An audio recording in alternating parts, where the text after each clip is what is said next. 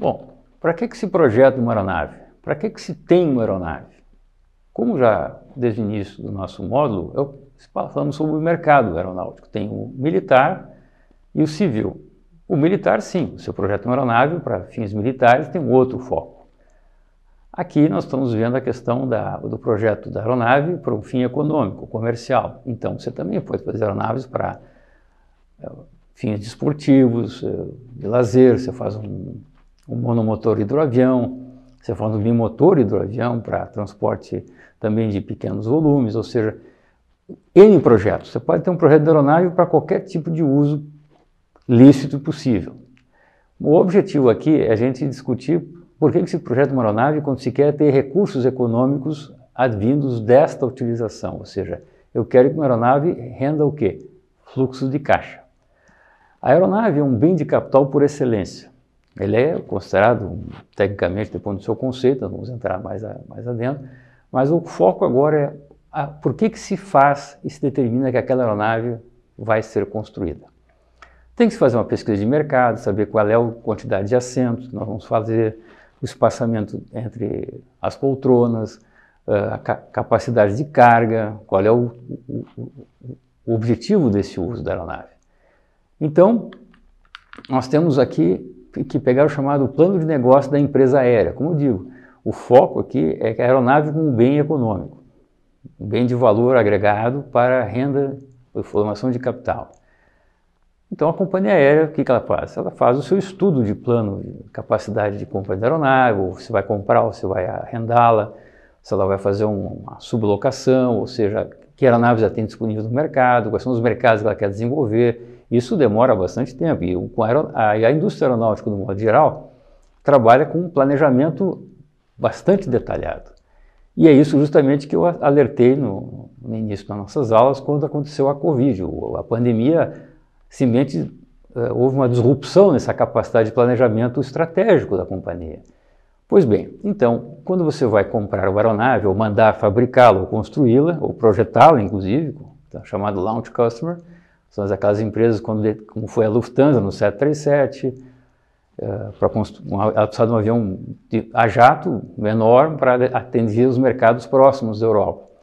Ou você quer uma aeronave de longo curso, né, uma aeronave para você fazer voos transatlânticos, então você pega uma aeronave para um 777, assim por diante. Então cada aeronave, ou aviões regionais, que é o caso da Embraer, que trabalha como feeders, né, as aeronaves vão trabalhar em centros menores para um centro hub, que é maior, onde pega as aeronaves maiores para transportar maior número de passageiros.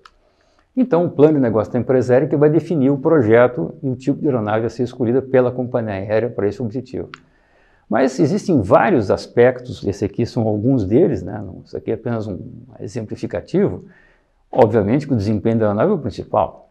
Assim como todo meio de capital, o avião, o peso é um problema para o avião. Ele tem que estar leve porque ele vai ficar mais pesado ao longo do seu uso, ele vai ter que sofrer revisões, você vai ter muita manutenção. E a estrutura do avião, como toda a estrutura metálica, sofre efeitos de ciclos, né, dos ciclos de voo. O que é um ciclo de voo? Um pouso e uma decolagem é um ciclo. Um ciclo de motores, que é uma partida de motor e um encerramento do seu uso. Então, o desempenho da aeronave é importante, para saber qual é o alcance dela também. O consumo de combustível, sim, esse aí é fundamental, né? Uma aeronave econômica. Então, vocês podem observar que os motores mudaram muito, né, ao longo dos anos.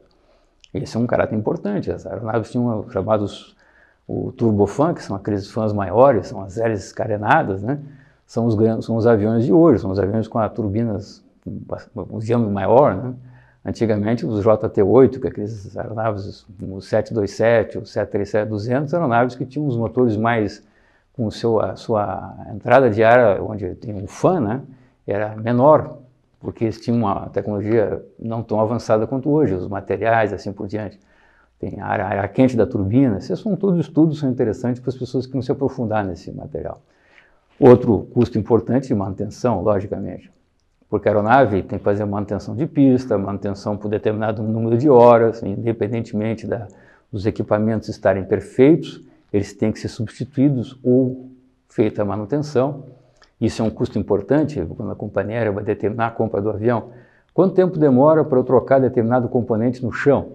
Quantos segundos? Tudo impacta na hora do chamado quick turnaround, ou seja, o tempo de estimado de solo. Quer dizer, quando o avião está parado no aeroporto, ele está parado em relação ao voo, mas ele está em contínuo processo de verificação de equipamentos e assim por diante. Outro dado importante são os critérios econômicos estimados pelo fabricante. O fabricante coloca à disposição do potencial comprador qual é o custo que vai ter, a lucratividade por quilômetro voado, assim por diante. Os fluxos de caixa estão aqui bem relacionados, como disse. Então, de uma forma sintética, o objetivo do projeto aeronáutico para rendimento econômico, financeiro, é a geração de fluxo de caixa. Eu posso, assim, afirmar, de uma forma bem simplória, que o banco e a companhia aérea trabalham de forma bem semelhantes. Agora, outros critérios importantes seria aqui o espaçamento interno, a carga paga disponível. Isso é importante, chamado payload. Quanto eu tenho de capacidade livre para transportar carga de pessoas. O conforto da cabine, claro, isso impacta nos aviões de passageiro, provavelmente primeira classe, classe executiva e classe turística, assim por diante. O ruído interno e o ruído externo da aeronave, isso é muito importante. Agora a questão ambiental, né? Quando falamos de aeroportos, a questão de emissão de CO2 e o ruído são questões importantíssimas. Penalizam aeronaves que têm esse problema, né? O tempo de solo entre voos, como eu falei, o quick turnaround, ou seja, o tempo que a aeronave fica no solo para a troca de tripulação, desembarque de passageiros, desembarque dos novos e assim por diante. E aqui tem um outro detalhe importante, que vocês podem ver que tem companhias que escolhem um tipo de aeronave e voam só um tipo de aeronave. Empresas só voam, por exemplo, um Boeing 737, outros voam só um Embraer 190, ou outros voam mais a família do Airbus. Por quê? Porque o treinamento de pilotos ele é mais econômico, porque a transição entre um tipo de aeronave e outro é mais fácil. Por exemplo, eu, por exemplo, tenho carteira de piloto em comando de Airbus 320, então eu posso voar 318, 19, 20 e 21, evidentemente com os certificados válidos, né? Isso é importante, eles expiram depois do simulador ou um tempo de uso. Um ano, por exemplo, todo ano o piloto tem que renovar essas suas carteiras. O outro piloto que tem uma carteira de um 737, hoje é um 77, quando eu tirei a carteira de 767, eu também fui habilitado em 757, são aeronaves compatíveis. Qualquer um podia voar tanto um quanto o outro. Isso é uma forma de economizar a tripulação, né? Você tem o mesmo tipo de filosofia operacional, um side stick ou manche na frente. Isso representa muito. E claro, manutenção, obviamente, né? Os equipamentos são todos padronizados, os manuais da aeronave. A tripulação de cabine também, na preparação lá atrás, com a questão dos equipamentos de emergência, são todos mais ou menos parecidos, né? A localização que é um pouco diferenciada. Então, esses custos são todos levados em conta na hora da escolha da aeronave. Veja bem, volto ao que eu tinha afirmado no início. Se a pessoa tem um avião um 737 para uso pessoal, como tem muitos milionários que têm seus aviões executivos desse tamanho, daí é outra preocupação, né? A preocupação é o conforto, obviamente, e assim por diante.